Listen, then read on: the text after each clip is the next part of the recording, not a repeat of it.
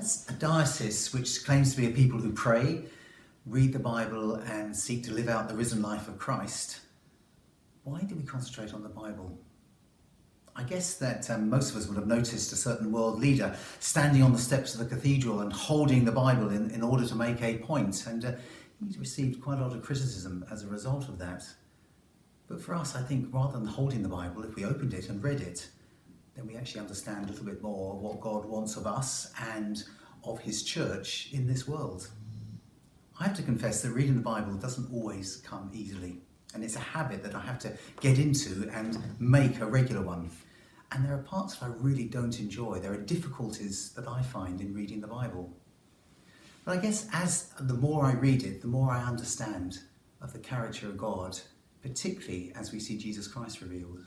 Just as an example, I was reading the Bible for my own personal readings and came across the account of Jacob wrestling with this shadowy figure on the banks of the river Jabbok, just before he had a really difficult encounter with a brother whom he tricked out of his inheritance. And as Jacob wrestled all night long, he got an injury to his hip, which meant that he was limping, and he limped the rest of his life. But through that struggling, he gained a blessing. And we can read how Jacob limped off from that encounter, but with the blessing of God. I wonder, as we read the Bible and wrestle with it and find it difficult and get our own lives changed, we have a degree of limping, particularly over this COVID time. Things will have changed us, made us limp.